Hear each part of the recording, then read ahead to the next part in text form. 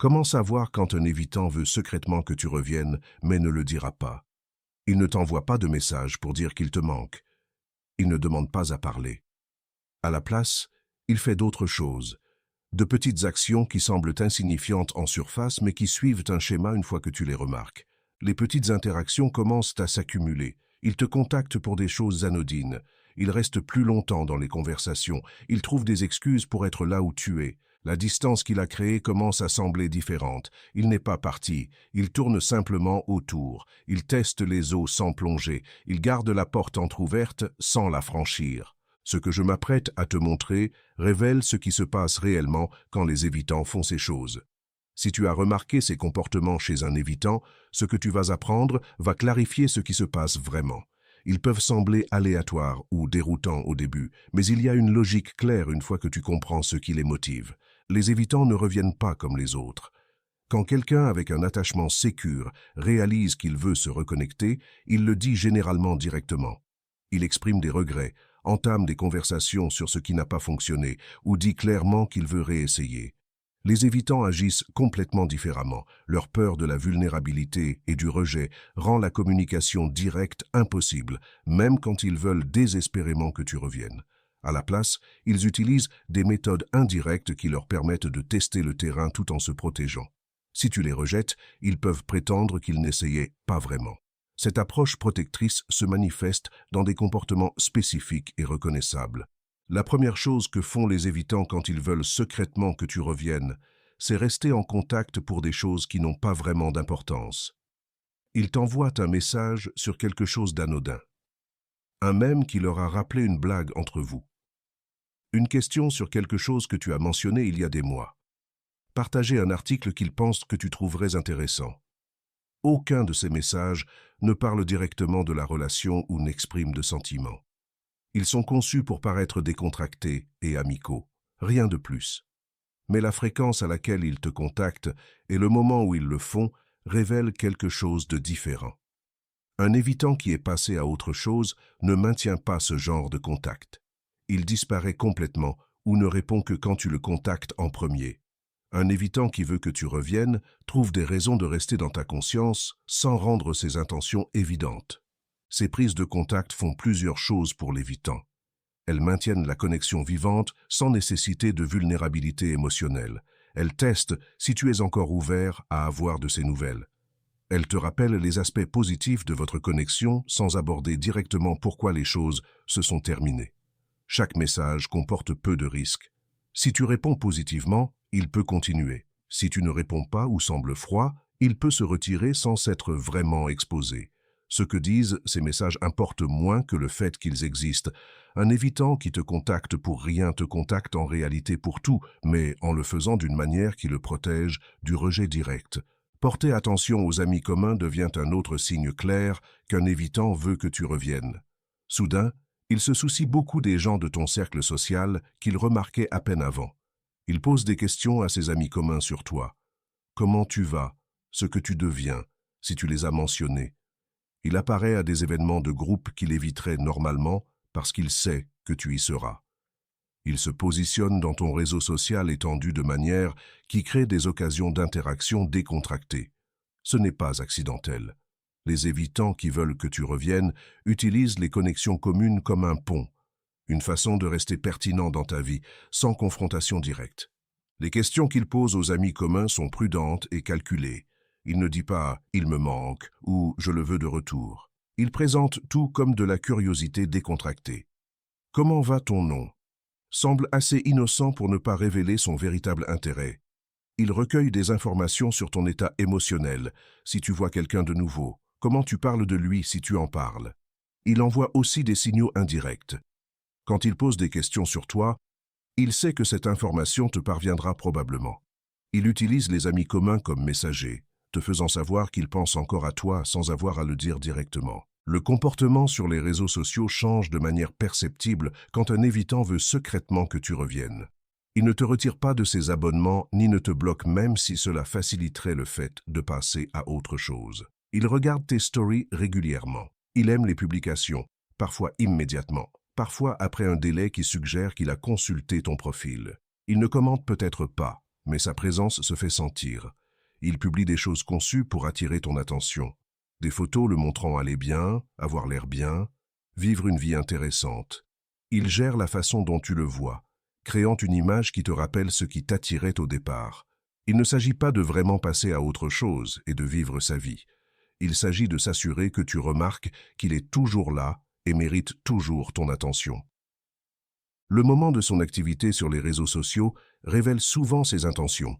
Il augmente son activité quand tu publies quelque chose de significatif. Tu partages que tu voyages ou fais quelque chose d'excitant, et soudain il est plus visible en ligne. Il veut que tu saches qu'il te voit. Il veut faire partie de ta conscience même quand tu fais des choses sans lui. Il n'est pas prêt à te contacter directement, mais il n'est pas disposé à disparaître non plus. Cette présence flottante à travers les réseaux sociaux le garde connecté à ta vie, tout en nécessitant un minimum d'effort ou de risque de sa part. Trouver des excuses pour un contact pratique représente un autre comportement que les évitants utilisent quand ils veulent que tu reviennes. Ils se souviennent qu'ils ont laissé quelque chose chez toi et doivent le récupérer. Ils ont quelque chose à toi qu'ils devraient rendre. Ils doivent discuter de quelque chose de logistique, partager une facture d'avant, gérer un abonnement partagé, coordonner à propos d'un engagement mutuel. Ces questions pratiques pourraient être réglées rapidement ou même ignorées, mais ils les prolongent. Ils les utilisent comme raison pour initier un contact qui semble justifié et raisonnable plutôt qu'émotionnel ou vulnérable. Chaque conversation pratique devient une occasion de prolonger l'interaction au-delà de ce qui est nécessaire. Pendant ces conversations pratiques, ils restent. Ils ne vont pas droit au but et ne partent pas. Ils demandent comment tu vas. Ils évoquent des souvenirs. Ils laissent les conversations dériver vers un territoire personnel tout en maintenant la prétention que cela concerne juste la logistique. Ils testent ton ouverture. Si tu gardes les choses courtes et professionnelles, ils reviennent à la question pratique. Si tu t'engages dans la direction personnelle, ils s'y penchent davantage. Ils te laissent définir le rythme et le ton, ce qui les protège de s'exposer seulement pour être rejetés. L'excuse pratique leur donne une couverture. Ils ne font que gérer des affaires nécessaires, pas essayer de se reconnecter émotionnellement. La proximité physique devient moins coïncidentelle quand un évitant veut que tu reviennes. Il apparaît dans des endroits qu'il sait que tu fréquentes. Le café que tu as mentionné adorer, la salle de sport que tu utilises. Des événements ou lieux liés à ta routine ou tes centres d'intérêt. La première fois pourrait être le hasard. La deuxième fois soulève des questions. À la troisième fois, il est clair qu'il crée ces rencontres. Il fait semblant d'être surpris de te voir, mais la surprise n'est pas réelle. Il a créé l'opportunité d'interagir dans un cadre qui semble naturel et accidentel plutôt que planifié et intentionnel. Cela élimine la vulnérabilité de te contacter directement tout en créant des occasions de connexion. Quand ces rencontres coïncidentes se produisent, les évitants prolongent l'interaction au-delà de ce que des inconnus ou des connaissances feraient. Ils ne se contentent pas de dire bonjour et de continuer leur chemin. Ils entament des conversations. Ils posent des questions. Ils se souviennent de détails que tu as mentionnés et les évoquent. Ils semblent sincèrement intéressés à te parler, mais ils ne poussent pas trop fort. Ils sont chaleureux mais pas intenses. Amicaux mais pas désespérés. Ils ajustent leur approche en fonction de tes réponses, avançant quand tu sembles ouvert, reculant quand tu sembles froid. Ces rencontres font la même chose que leurs messages à propos de rien. Ils testent les eaux, maintiennent la connexion vivante, restent dans ton monde sans déclarer leurs intentions ouvertement. Montrer du changement sans l'annoncer se produit quand un évitant veut que tu reviennes et a une certaine conscience de ce qui n'a pas fonctionné. Il ne dit pas « j'ai changé » ou « je travaille sur moi-même ». Il le montre par des actions et te laisse le remarquer. Si l'indisponibilité émotionnelle était un problème, il partage davantage dans les conversations maintenant. Si l'inconstance était un problème, il est plus fiable dans sa communication. S'il était contrôlant ou jaloux, il est plus détendu et confiant. Il aborde les problèmes qui ont contribué à la fin de la relation, mais il le fait discrètement.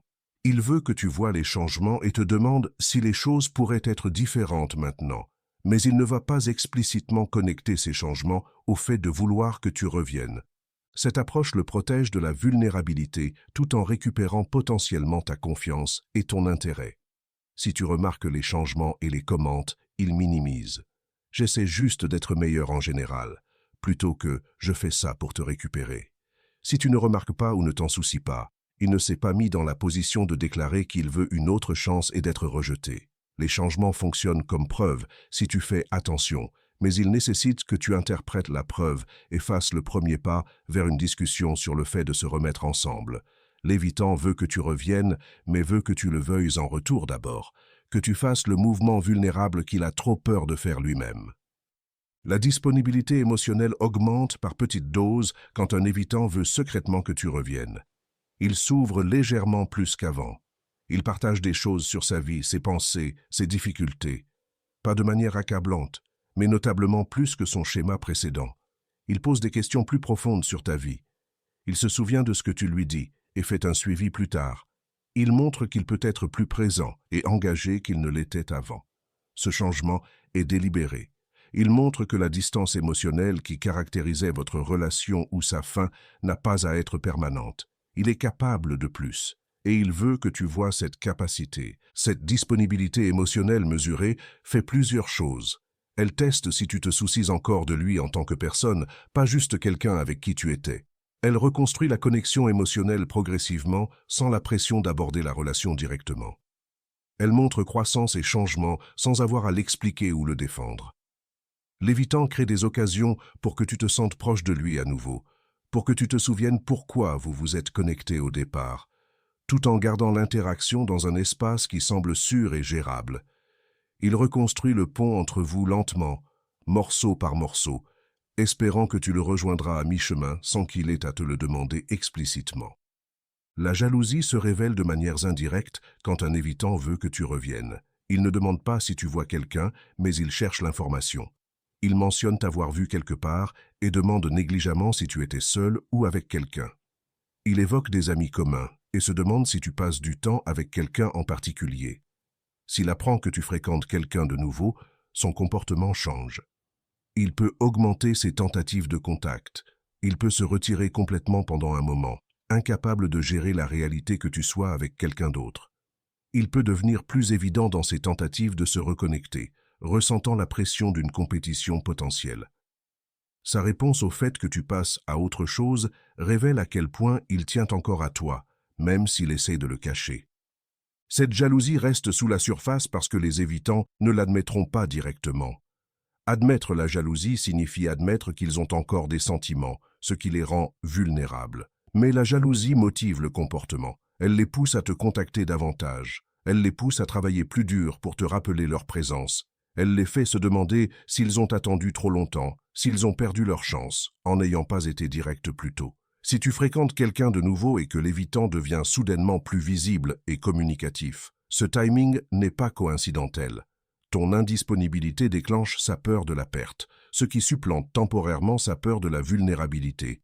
Il ne dira toujours pas « je veux que tu reviennes », mais son effort accru parle pour lui.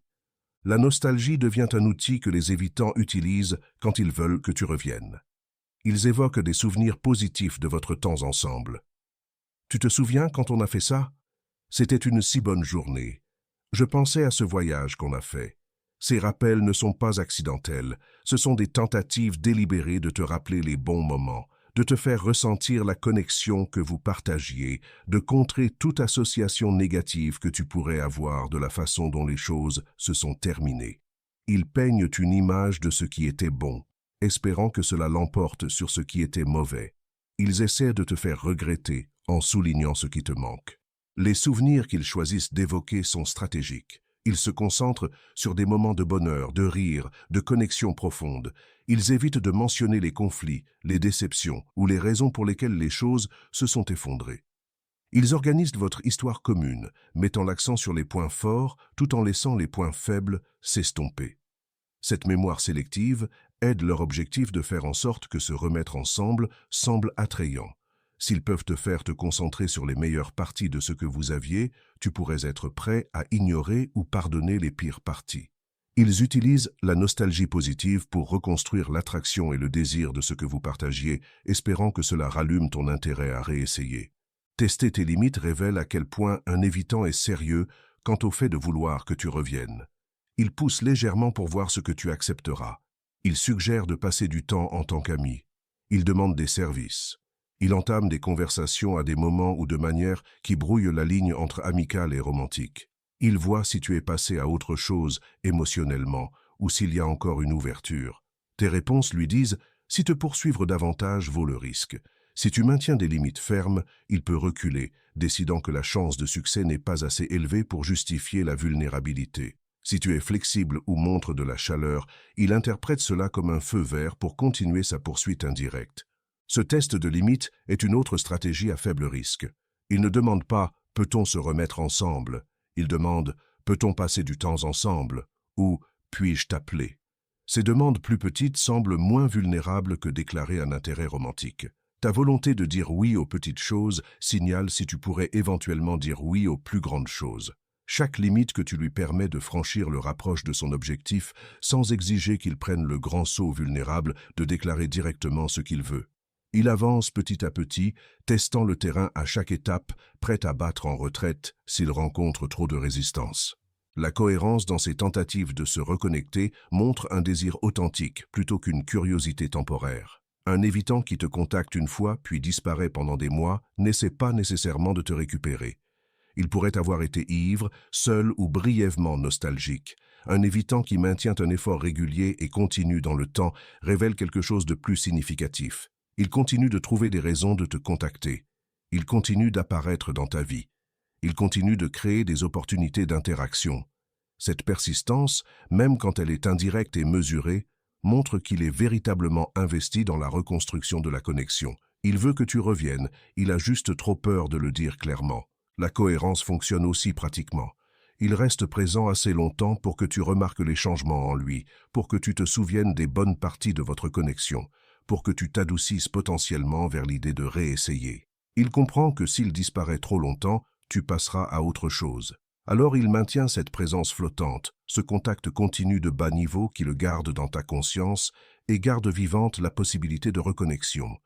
Il joue le jeu à long terme, espérant que l'effort régulier et patient finira par porter ses fruits, même sans la vulnérabilité d'une conversation directe sur ses sentiments. Éviter les discussions sur de nouveaux intérêts romantiques révèle clairement ses intentions. S'il voulait vraiment être ton ami et rien de plus, il serait à l'aise avec le fait que tu fréquentes d'autres personnes. Il poserait des questions sur ta vie amoureuse, montrerait un intérêt sincère pour ton bonheur, te soutiendrait pour aller de l'avant. Les évitants qui veulent que tu reviennes ne peuvent pas faire cela de manière convaincante. Ils changent de sujet quand de nouvelles relations sont évoquées. Ils deviennent mal à l'aise ou renfermés si tu mentionnes fréquenter quelqu'un. Ils peuvent même le décourager de petites manières, soulignant des signaux d'alarme ou questionnant si tu es vraiment prêt. Ce malaise révèle qu'ils ne viennent pas d'un lieu d'amitié. Ils te voient toujours romantiquement et ne peuvent pas gérer l'idée que tu sois avec quelqu'un d'autre. Cet évitement des sujets romantiques crée une dynamique intéressante. L'évitant veut rester connecté à toi, mais ne peut pas tolérer d'entendre parler de toi étant connecté à d'autres. Alors, les conversations restent dans certaines voies. Il pose des questions sur ton travail, tes loisirs, ta famille, tes centres d'intérêt, n'importe quoi sauf ta vie romantique. Cet intérêt sélectif révèle son agenda. Il te veut disponible pour lui émotionnellement et romantiquement, même s'il n'est pas prêt à revendiquer cet espace directement. Il protège un genre de territoire indéfini où tu n'es pas vraiment célibataire de son point de vue, même si techniquement tu l'es. Il protège sa possibilité de te récupérer en espérant que tu ne passeras pas à autre chose avant qu'il trouve le courage d'être plus direct. La défensive sur le fait de passer à autre chose apparaît quand tu essaies d'établir quelle est votre relation actuelle. Si tu essaies de définir les choses, d'établir des limites ou de clarifier que tu es passé à autre chose et n'es pas intéressé à te reconnecter romantiquement, l'évitant devient sur la défensive. Il peut t'accuser de trop lire dans ses actions. « J'étais juste amical » ou « on ne peut même plus parler ». Il repousse ta tentative de fermer la porte qu'il essaie de garder ouverte. Cette défensive révèle que ta tentative d'aller de l'avant menace ses plans. Il veut garder les choses indéfinies et ouvertes. Il veut que la possibilité de se remettre ensemble reste vivante sans avoir à s'engager à la poursuivre ouvertement.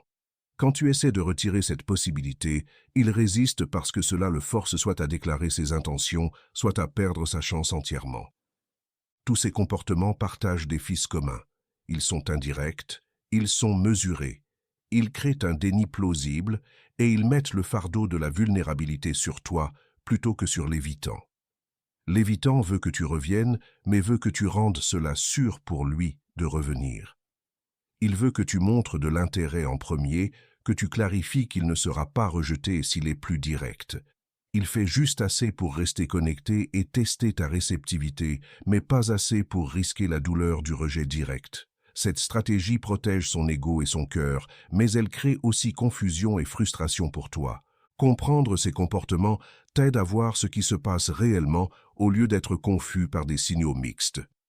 Un évitant qui est vraiment passé à autre chose ne maintient pas le contact, ne pose pas de questions sur toi par des amis, ne crée pas d'occasion de te croiser, n'évoque pas de souvenirs partagés, ne répond pas avec jalousie au fait que tu fréquentes d'autres personnes.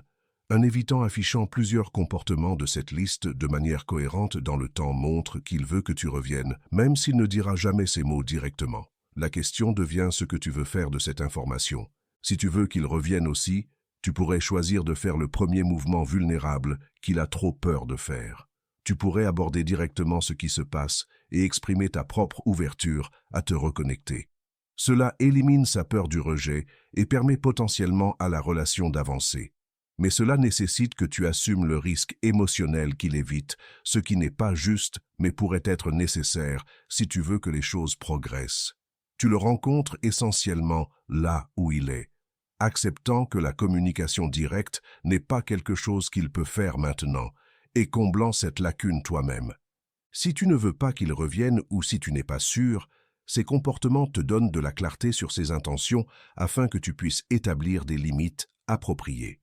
Tu peux arrêter de te demander si ces messages aléatoires signifient quelque chose ou si tu lis trop dans des rencontres coïncidentes. Tu sais ce qu'il fait et pourquoi. De ce lieu de clarté, tu peux décider comment répondre. Tu peux maintenir des limites fermes qui ne permettent pas à cette poursuite indirecte de continuer. Tu peux aborder directement son comportement et lui demander soit d'être clair sur ses intentions, soit d'arrêter de créer de la confusion. Tu peux concentrer ton énergie sur aller de l'avant plutôt que de rester dans cet espace indéfini. La clé est de reconnaître que les évitants qui veulent que tu reviennes te le diront rarement directement. Ils te le montreront qu'à travers ces comportements indirects, espérant que tu comprendras et répondras de manière qui rende sûr pour eux de se rapprocher. Que tu choisisses de répondre à ces signaux ou non dépend entièrement de ce que tu veux et si tu es prêt à faire le travail émotionnel lourd qu'ils ne peuvent pas ou ne feront pas eux-mêmes. Si un évitant veut que tu reviennes, il le montrera à travers des comportements indirects.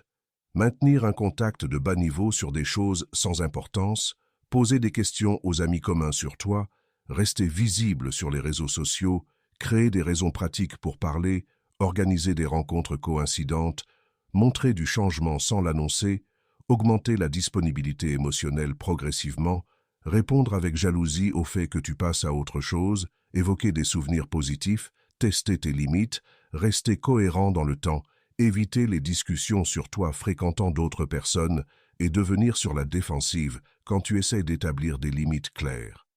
Ces comportements révèlent ses intentions même quand ces mots ne le font pas. Laisse un commentaire partageant quel comportement tu as remarqué d'un évitant. Si cela t'a aidé à comprendre ce qui se passe réellement, mets un like et abonne-toi pour plus de contenu sur l'attachement et les relations.